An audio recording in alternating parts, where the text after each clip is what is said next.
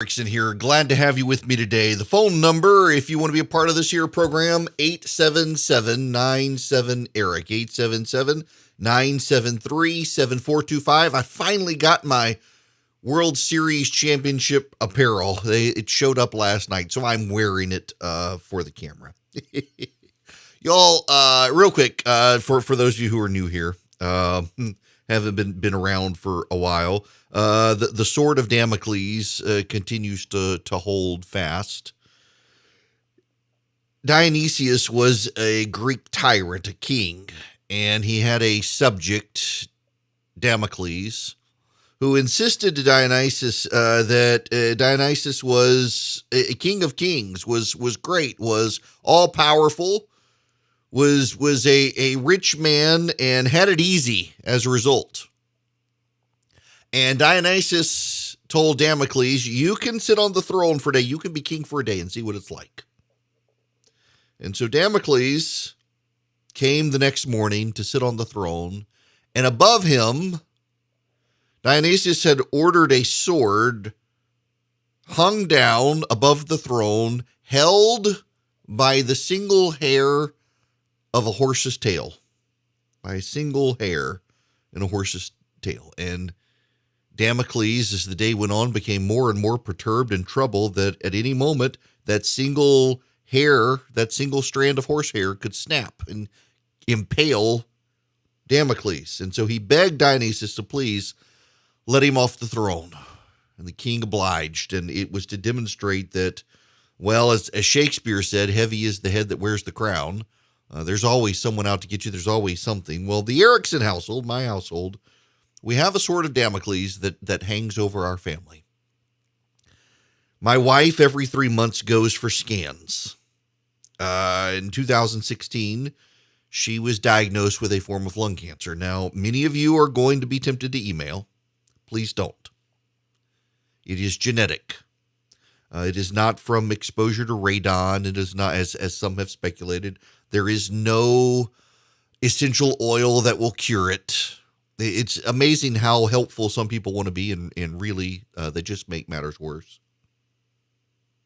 God himself might grant us a miracle. Thus far, that has not happened. She has, in the 4 lobes of her lungs, it's stage 4. She has tiny tumors all over her lungs. Too numerous to count, and all of them very small, measured in millimeters. And every 3 months, she must go for scans. She takes a pill every day. It's an oral chemotherapy. And her tumors exist because her body produces a protein on which tumors in her lungs thrive. And this pill keeps that protein from being manufactured. And if the protein is not manufactured, the tumors cannot grow, as I understand it. And at some point, her body will mutate around what the pill does and will again begin producing that protein, and the tumors will grow. And the medicine works for 2 years. She just had her 5th anniversary on it, and it is still working. Every 3 months, she goes for scans. Today was that day. And the strand of horsehair still holds the sword of Damocles above the family. The scans were fine. The medicine still works. It is a perturbing time every time. And you know, as the years go on, we don't really talk about it, to be honest, with each other. But I know myself every 3 months, I grow a little more anxious every time. It becomes a little more distracting every time. But that day is not today. The scans were good. With metronomic regularity, we'll do it all over again in 3 months. I appreciate everyone who has sent a note. I did not mention it on radio yesterday. Honestly, I try not to think about it. It dawned on me later in the day, and I sent out just a tweet for prayers, and many people responded, and I thank you very much. And we'll do it all over again in 3 months. So thank you. Now we will move on. Because I want to talk about some of the things. Well, I've told you, this is one of those, I'm never in the I told you so camp. There are times where I told you so, and there are many times where I don't wish to rub it in, but I told you so.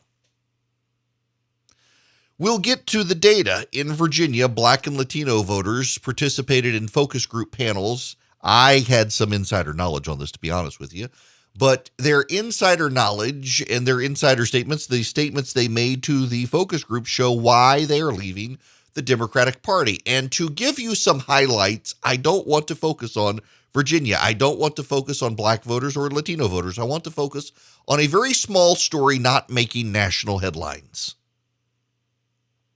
In Tallahassee, Florida, the Alphabet Gang is marching in the streets carrying rainbow flags and placards and banners that are rainbow colored with demands written on top of the rainbows, demanding the chief of police be fired. The chief of police committed a hate crime against the Alphabet Gang, the LGBTQIAATPP. They keep adding letters. It's the Alphabet Gang. And they wish the police chief fired for committing a hate crime against the gay and transgender community. They are marching, literally marching this morning in the streets in protest, marching with banners calling for his ouster, with rainbow flags. And what was his hate crime? He, by the way, is not going to be prosecuted for this hate crime. They would like him fired since he won't be prosecuted for this hate crime. His hate crime was he attended a Billy Graham Evangelistic Association gathering to honor law enforcement. The police chief in Tallahassee, Florida, is a Christian. And he went to a gathering of evangelical law enforcement officers held by the Billy Graham Evangelistic Association. And for that hate crime of attending a Billy Graham Evangelistic Association event, the Alphabet Gang is demanding he be fired. I wish I was making this up. I am not. It is not an exaggeration. This is what's happening in Tallahassee, Florida.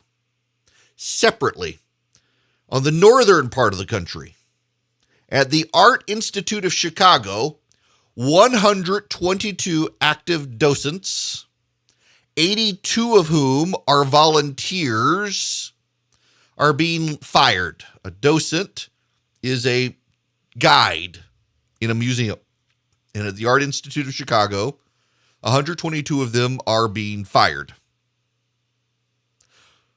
82 were volunteer educators. The remaining 40 were employed as unpaid greeters. So I'm sorry, none of them were paid. They were all volunteers. I misread that. They are all being fired. 122 of them. Now why are you firing volunteers? Some of them, you should know, have been on staff there for decades. Why are they being dismissed and told they cannot participate?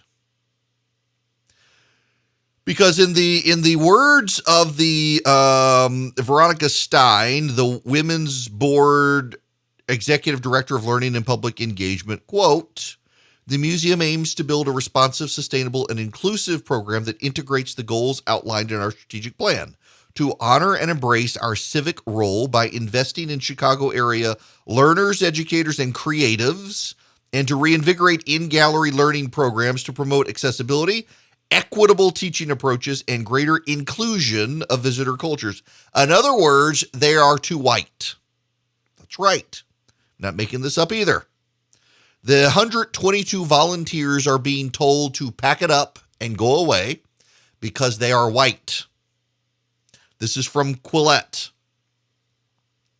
The brutal meaning in plain English was that the existing tour guides, some of whom had worked at the museum for decades, were too white and too affluent to deserve current employment. Staff, Stein enthused, will design models for educator recruitment, training, and assessment, identifying and dismantling barriers that have historically limited participation. The outgoing employees would therefore be replaced by a smaller but more diverse staff of professionals who would be paid $25 an hour. All current volunteer educators, Stein wrote, adding insult to injury as she ushered them out, are invited to apply for the paid museum educator positions and would be provided with complimentary membership through 2023, as well as exclusive access to 2 annual lectures presented at the museum.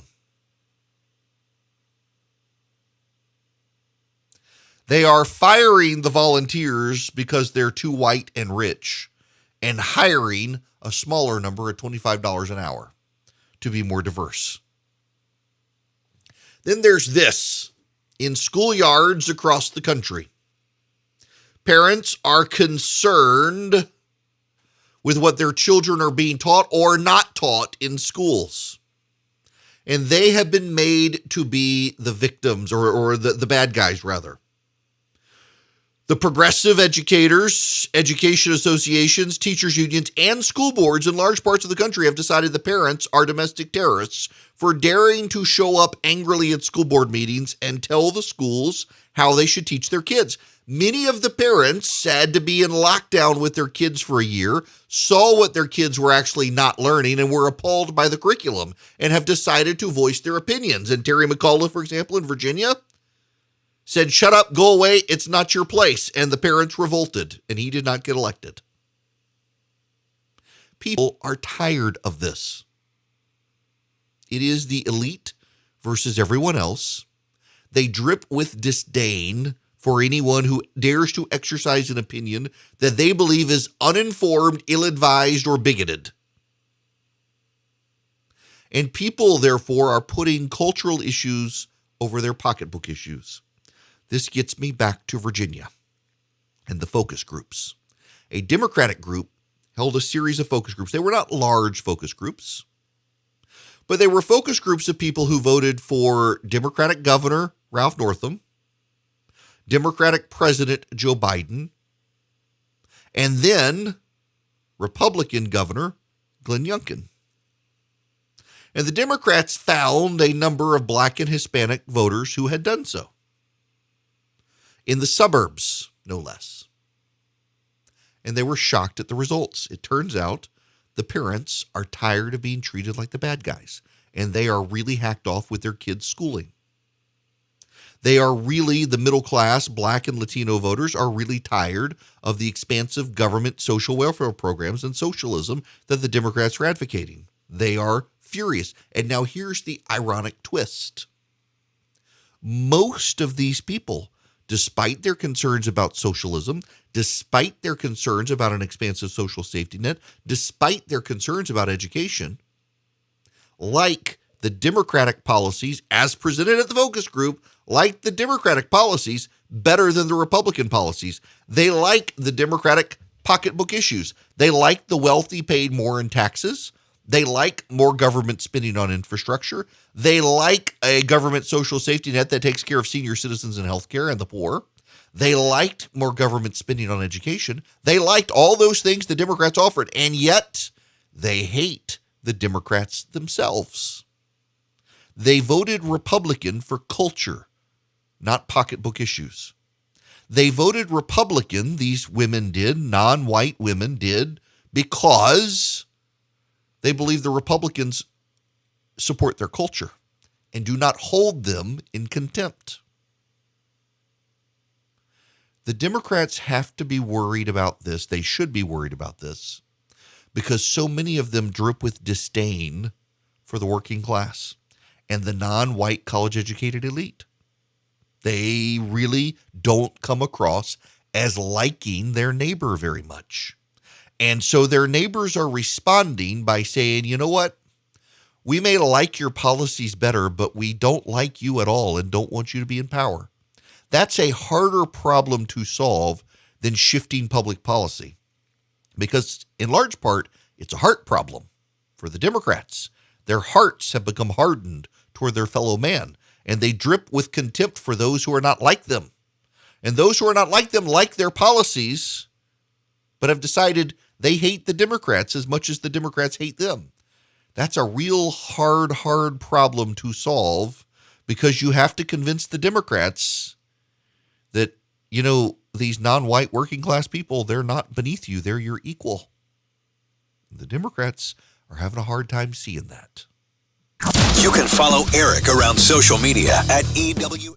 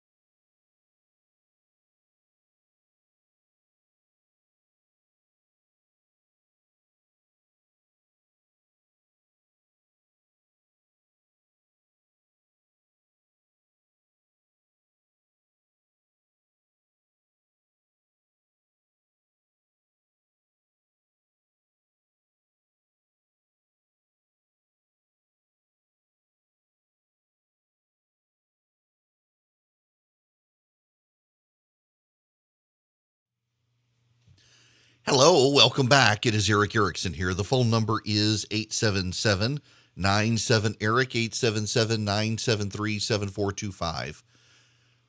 I want to, just for a moment, I want to answer a question I've gotten from several people in email, and this one's personal. And this happens when I mentioned my wife's scans for cancer, and they're all of the same variety. And I don't wish to engage each one individually. I had a bad experience the other day with an atheist who decided he was debating me when I was just trying in good faith to answer a question of his. I couldn't help but immediately jump to belittling. Man, the guy was angry with God. Not my fault. But I try not to engage with angry atheists in email because it's not very helpful to them or to me or to anything. But several people emailing.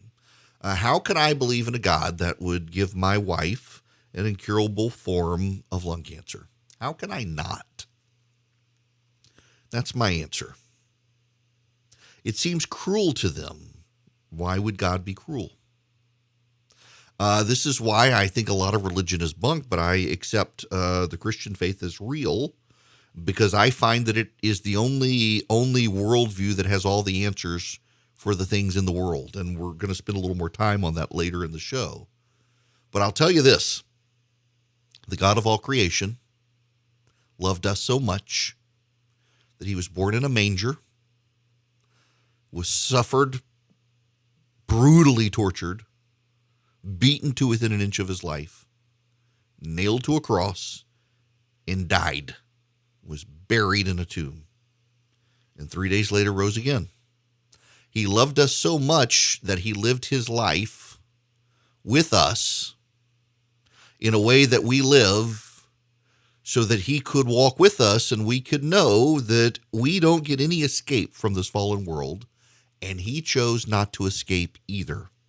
We have to struggle through this world, and he struggled too and understands our struggle, and he conquered death that we might have eternal life. And yes, I put faith in that. It's not an evidence-free faith. There were plenty of eyewitnesses who documented it, and I take great comfort in that.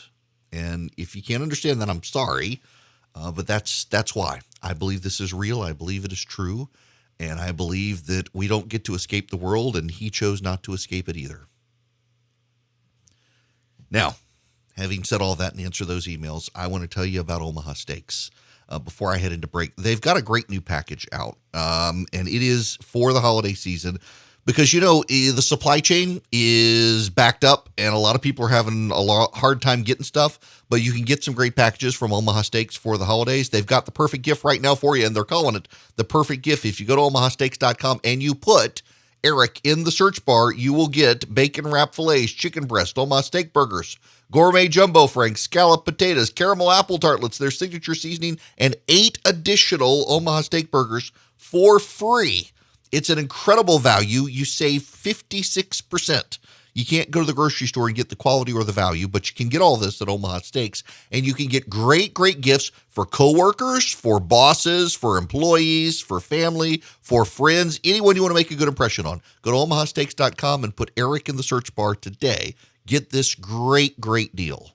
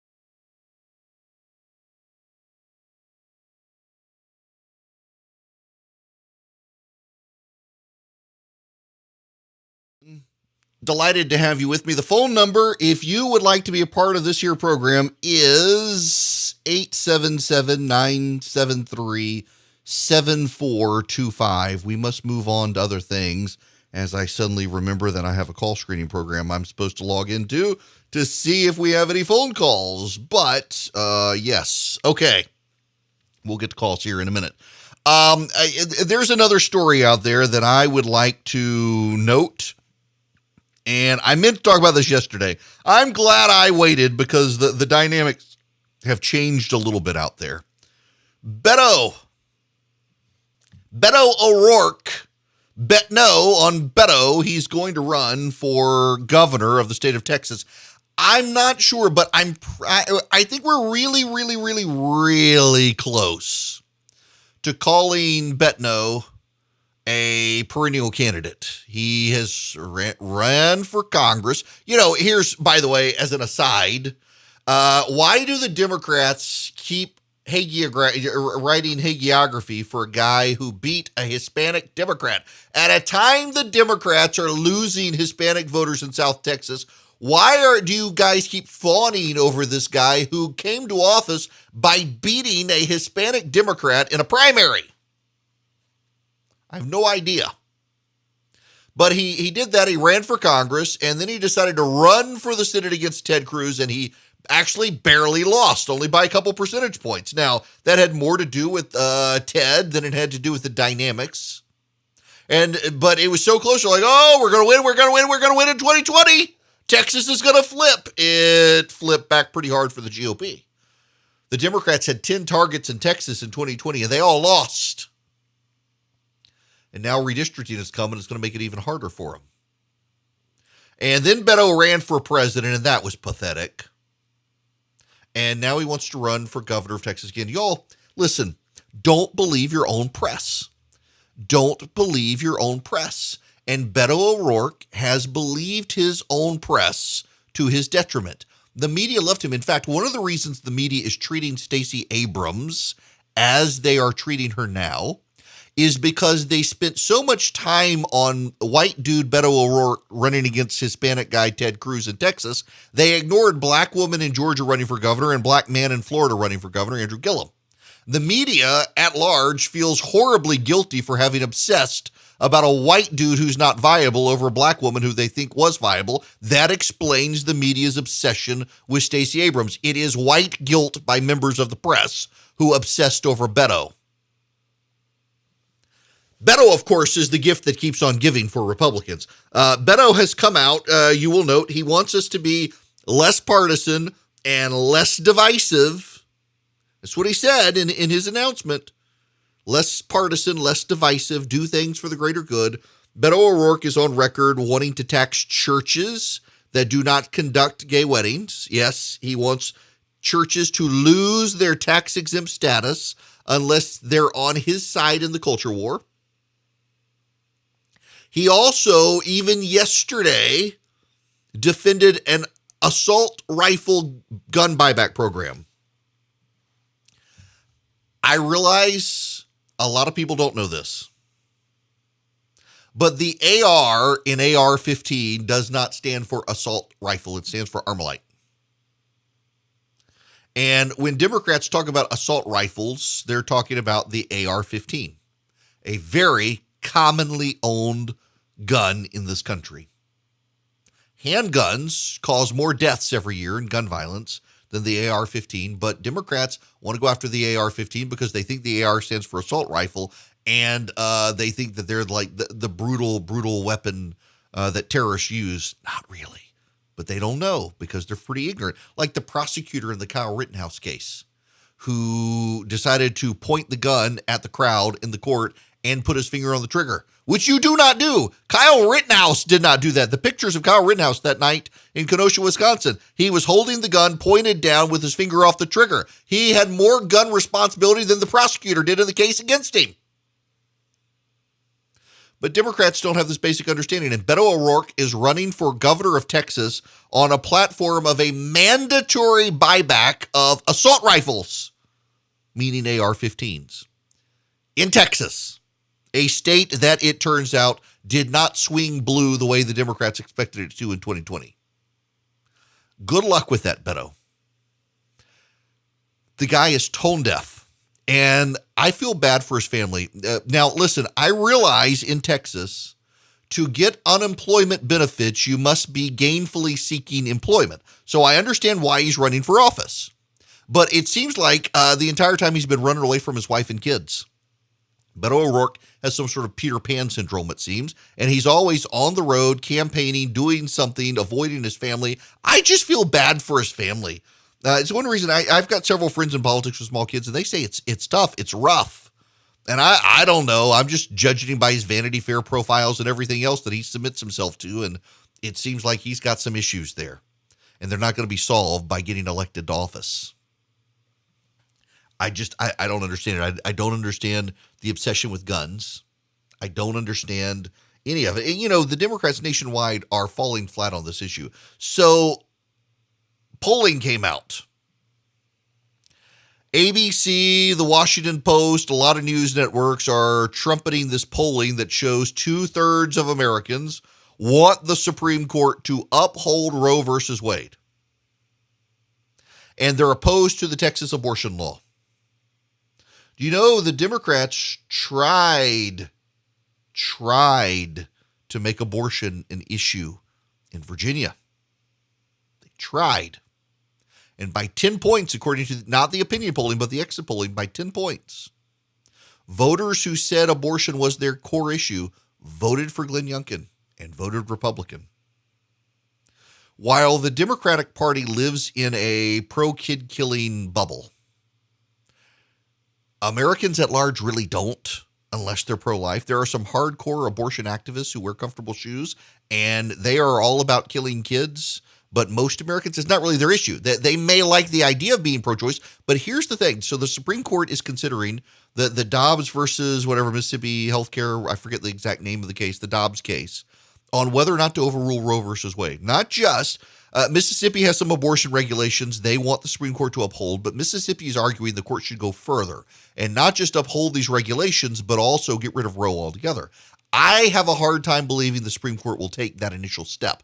I think they may uphold the Mississippi regulations and then go the next step in another case and overturn Roe. We'll see if John Roberts really pulls the trigger. You know, his wife is a pro-life activist. Did you know that? But the media wants to trumpet the polling that Americans really are at heart pro-abortion. Problem here is it doesn't galvanize people. And do you know what happens if Roe versus Wade is thrown out? Do you have any idea? It becomes a matter for the states. If anything, the abortion movement should want Roe versus Wade thrown out because a lot of Republicans who claim to be pro-life will suddenly be exposed when they refuse to ban abortion in their states.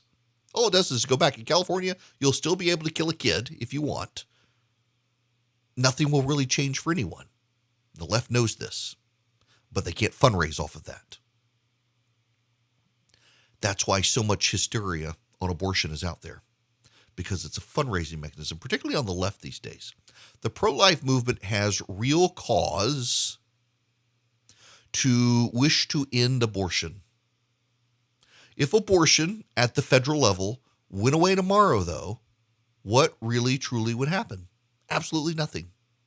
This is before the Supreme Court right now with this Mississippi case. And people don't seem to realize that literally nothing is going to happen if the Supreme Court overturns Roe versus Wade.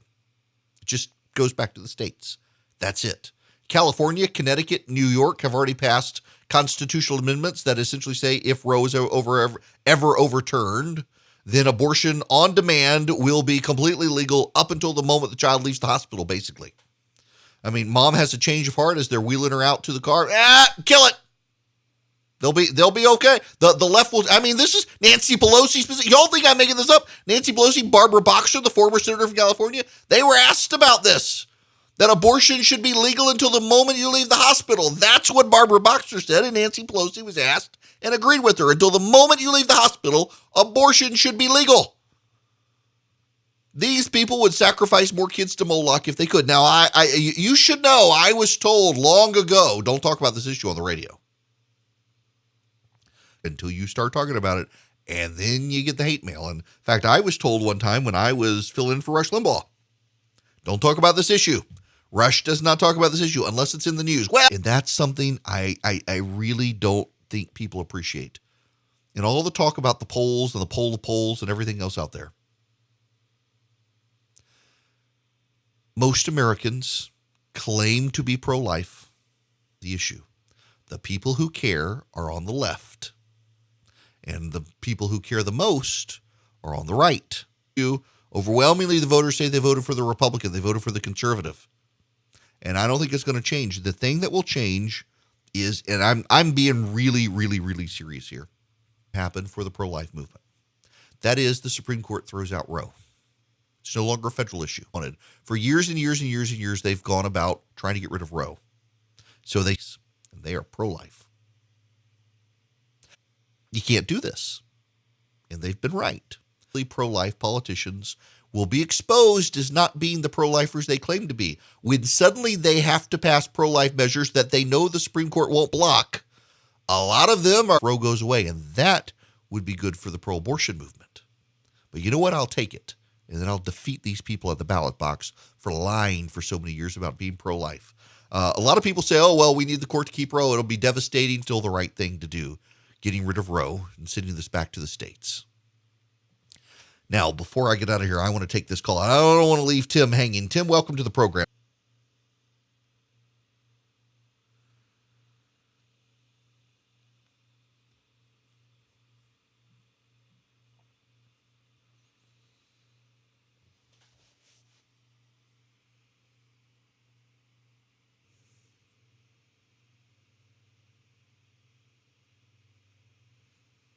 Oh, digest it, think about relating it to other people, and coming up with my own position on it.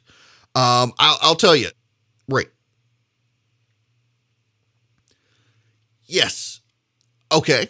I do think I may be in the vast minority in talk radio on this, in that I don't want you to think like me. I want you to think, and if we arrive at different conclusions, you want to hear. In fact, I got to tell you, I get a ton of hate mail.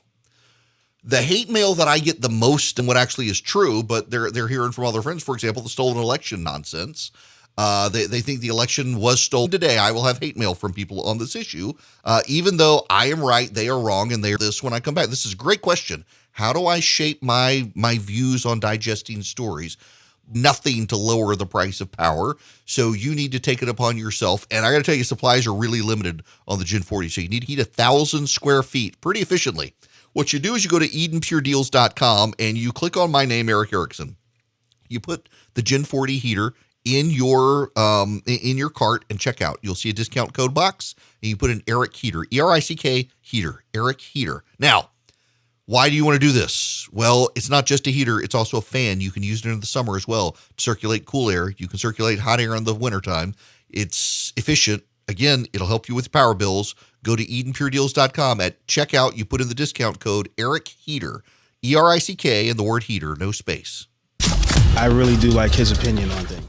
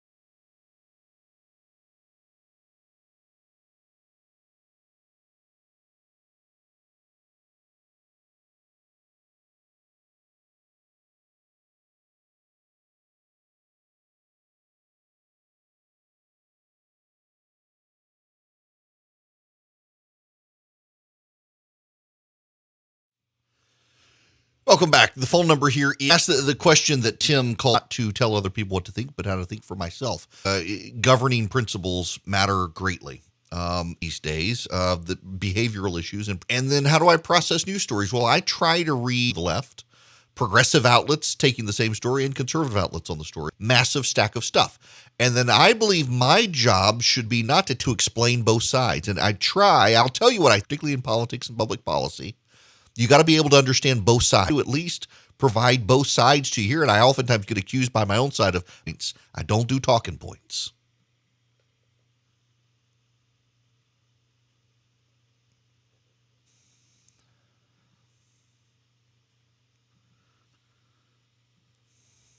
This one's personal, and this happens when I mention my wife's scans for cancer, and they're all of the same variety. And I don't wish to engage each one individually. I had a bad experience the other day with an atheist who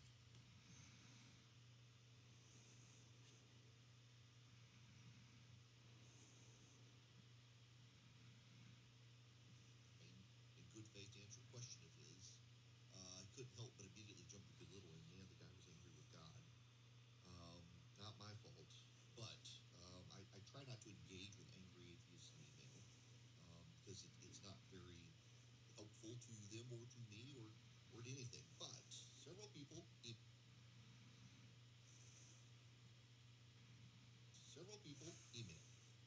How can I believe in a God that would give my wife an incurable form of lung cancer?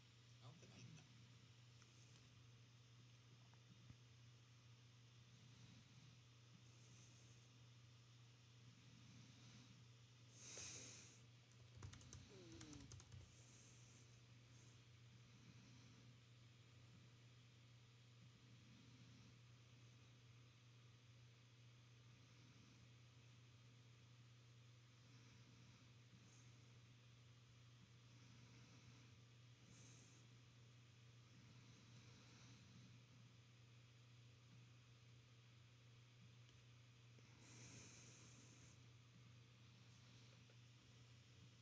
How can I believe in a God that would it? And I take great comfort in that. And if you can't understand that, I'm sorry, but that's why I believe this is real. I believe it is true, and I believe that we don't get to escape the world, and He chose not to escape it either. Several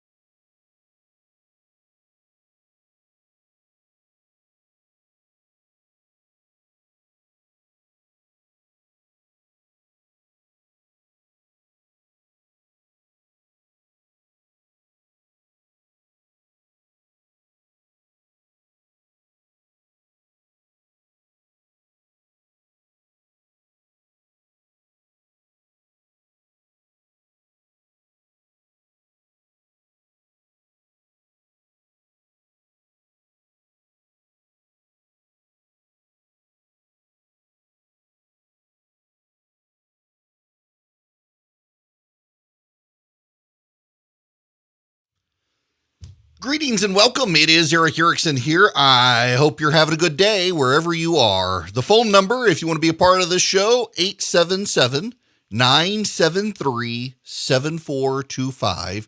Remember, Thanksgiving is coming. If you need those breakfast recipes, if you text the word data to 33777, go into my daily newsletter. You can see them. They're one story down. You can get the French toast casserole and the sausage egg casserole. They cook at the same temperature at the same time. Make them the night before. Feed your family. Easy recipes to do. Text data to 33777. I want to, Tim, I don't know if you're still listening. I don't think I did justice to your question, and I'm going to shake up my show a little bit. I want to spend some time on Tim's question. Tim called in on the last hour, and he wanted to know how I consume and process the news so as to teach other people to think for themselves and not just tell them what to think. Essentially, how do you teach someone to fish the news instead of fishing for them? It's actually a very well-phrased question, and it is something I struggle with. And I have thought a lot about it, and I decided several years ago, to take a different approach from most people in talk radio about it, because I don't know that you are being well served. And that's a judgment call on my part, and I mean no disrespect to anyone in talk radio, but I just think there is too much talking points predictability in the media, particularly on the conservative side. You know what the Republican position is or the Trump position is or whatever. Everybody gets the talking points and away we all go. And you can listen to 5 or 6 different shows. You can hear the same stories talked about, and you can hear them in the exact same way with the exact same talking points. And I just don't like that. As a consumer of the news and of talk radio, I don't like it. Now, I truthfully don't listen to talk radio anymore. The only one I really used to listen to was Rush Limbaugh, occasionally Mark Levin, because I love the guy. Mark is wonderful.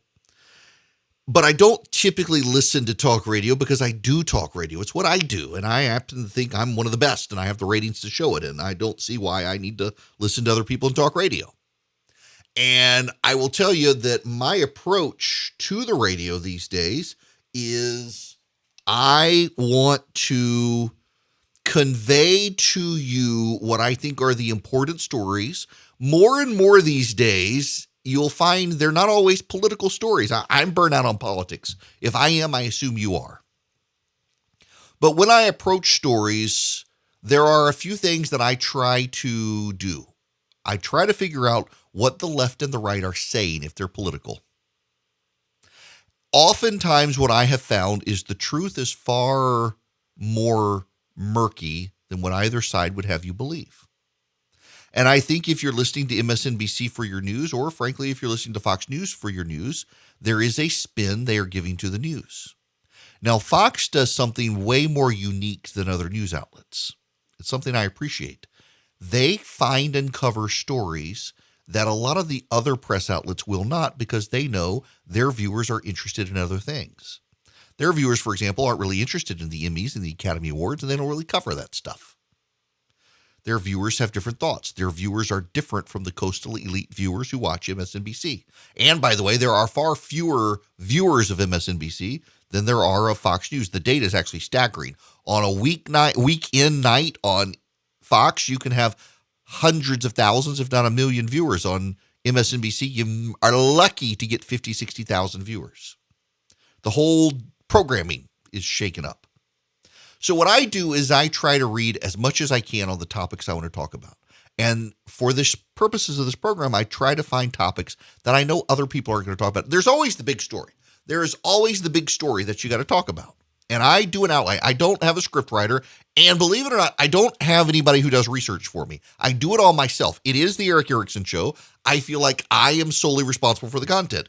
Philip and Charlie, we've got a Slack group, and they'll find stories they want me to make sure I know about, and they'll throw them in. So if I hit a dead end, I've been so focused on these handful of stories, they then have put all these stories in Slack that I can go to and say, oh, here's a story for a short segment that other people write for them or they write for themselves.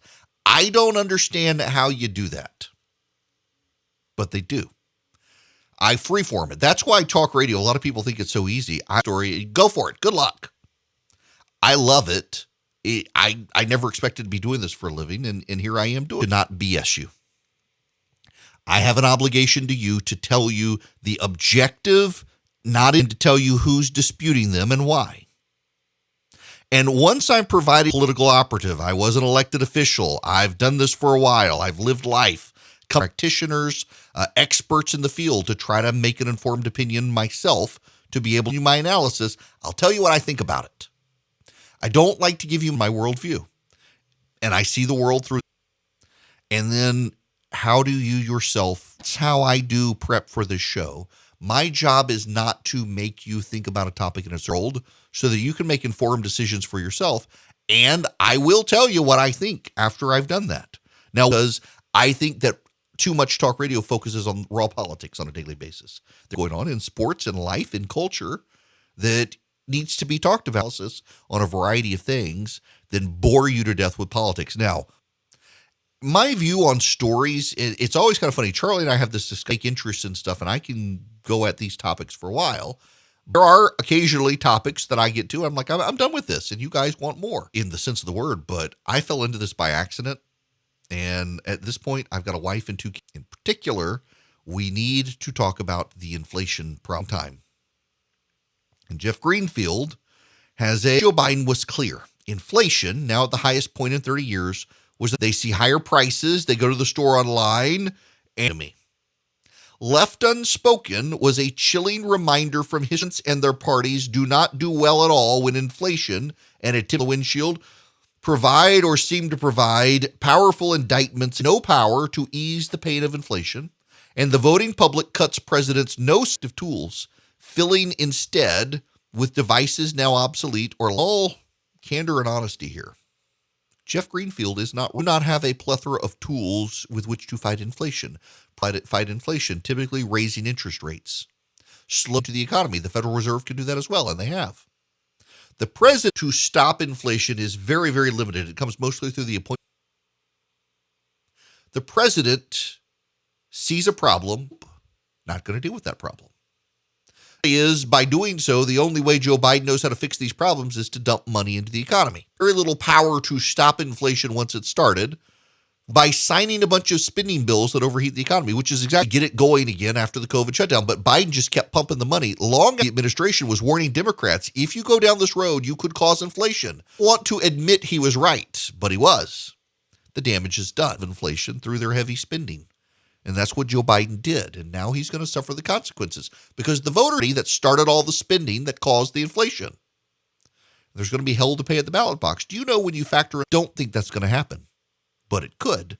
I wouldn't be surprised if it happened. It would be an anomaly, but it's an anomaly made because we haven't seen inflation in this country since Jimmy Carter was president. And now we're seeing the second coming of Jimmy Carter, and Joe Biden is going to be the person who gets blamed, and he should.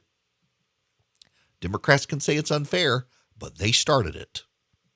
Well connected and well respected.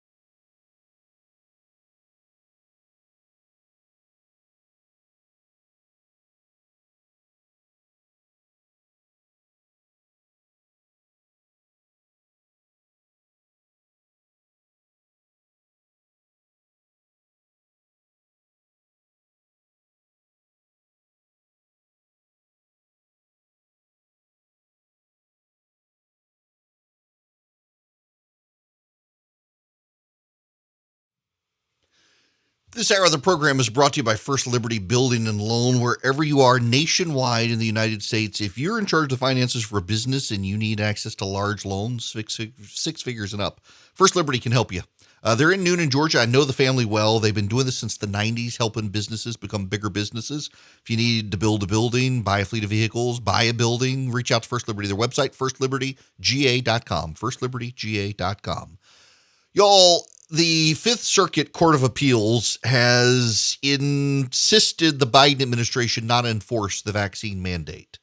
And I have read their decision. Now, you need to know that the Fifth Circuit has become for conservatives what the Ninth Circuit is for progressives. Now, that's not a bad thing for conservatives because they also have a sufficient block on the Supreme Court generally. And the Fifth Circuit, the President Trump packed it with a lot of right-wingers, some of whom I know very well, some of whom are friends of mine. They're very good jurists, and they're not as crazy as the progressives on the Ninth Circuit. They're far more restrained, but they were completely unrestrained in stopping the vaccine mandate. And what they noted was given the delay after delay after delay and still not enforcing it until after January and only enforcing it on businesses with 100 employees or more, that doesn't really sound like an emergency, does it? I mean, this is something I think the Biden administration missed. When you are president of the United States and you say there is an emergency, and because of this emergency, you must impose something like a vaccine mandate, well, by God, you got to treat it like an emergency. To say, we're going to get to it, this is coming, and then delay putting in writing, and then delay enforcement, and then only make it apply to some employers, 100 or more, as opposed to the small employers in this country for which there are massive numbers, that doesn't really sound like an emergency. And the Fifth Circuit Court of Appeals has stayed the vaccine mandate for the very reason. I mean, the rule of thumb has to be, if you think it's an emergency, act like it's an emergency. They did not act like it's an emergency.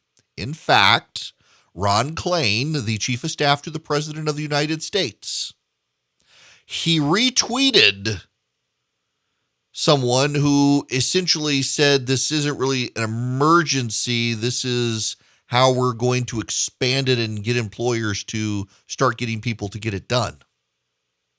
I'm paraphrasing the tweet, but that was in essence what it was. And the Fifth Circuit found it notable that the President of the United States' chief of staff would retweet someone who says it's really not an emergency. They're just having to do this to try to get employers to get a move on getting people vaccinated. Again, if it's an emergency, act like it's an emergency, and you may support the vaccine mandate. But you need to acknowledge the Biden administration hasn't really treated it like an emergency situation. And considering how much they're blaming on COVID, the supply chain is on COVID, inflation is on COVID, the economy is on COVID, everything's on COVID, you would think that they would treat it like an emergency. I have never seen a presidential administration do politics as badly as this administration. And that includes the Trump administration, which I had plenty of criticisms of and how they did politics, but they were far more competent at the political game of the White House than this administration seems to be. And it shows in Virginia and a lot of special elections around the country. I'm just baffled by the politics of this administration. I really am. I try to understand it as a student of politics, as someone who ran political campaigns, as someone who got elected to office. I am, by the way, I'm not alone here. Behind the scenes, a lot of Democrats are perplexed. They do not understand what the Biden administration is doing. That the people in the Biden administration seem completely out to lunch on the politics of the presidency. I guess they just assume people would say, well, he's not Trump. We'll give him some leeway. They're not, because the economy sucks, inflation sucks, shortages suck, schooling sucks. People are pissed, and the Biden administration does not seem to understand that. And it's going to be held to pay for the Democrats at the polls as a result of this.